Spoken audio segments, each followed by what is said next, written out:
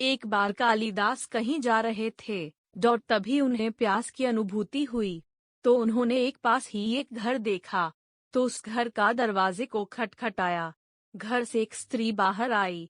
उस स्त्री को देखकर कालिदास बोले, माते पानी पिला दीजिए, बड़ा पुण्य होगा। स्त्री बोली, बेटा मैं तुम्हें जानती नहीं, अपना परिचय दो, मैं अवश्य पानी पिला दूंगी। कालिदास ने कहा, मैं पथिक हूँ, कृपया पानी पिला दें। स्त्री बोली, तुम पथिक कैसे हो सकते हो? पथिक तो केवल दो ही हैं, सूर्य व चंद्रमा, जो कभी रुकते नहीं, हमेशा चलते रहते। तुम इनमें से कौन हो, सत्य बताओ।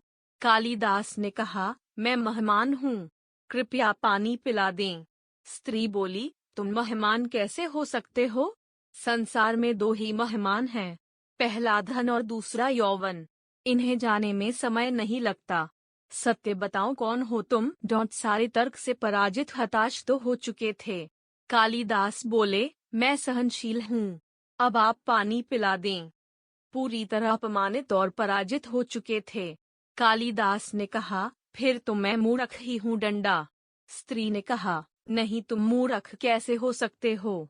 मूर्ख दो ही हैं, पहला राजा जो बिना योग्यता के भी सब पर शासन करता है, और दूसरा दरबारी पंडित जो राजा को प्रसन्न करने के लिए गलत बात पर भी तर्क करके उसको सही सिद्ध करने की चेष्टा करता है। कुछ बोल न सकने की स्थिति में कालिदास वृद्धा के पैर पर गिर पड़े और पानी की याचना में गिड़गिड़ाने लगे। वृद्धा ने कहा, उठो वत्स। आवाज सुनकर कालिदास ने ऊपर देखा तो साक्षात माता सरस्वती वहां खड़ी थी। कालिदास पुनः नतमस्तक हो गए। माता ने कहा, शिक्षा से ज्ञान आता है, न कि अहंकार डंडा। तूने शिक्षा के बल पर प्राप्त मान और प्रतिष्ठा को ही अपनी उपलब्धि मान लिया और अहंकार कर बैठे, इसलिए मुझे तुम्हारे चक्षु खोलने के लिए ये स्वांग करना पड़ा।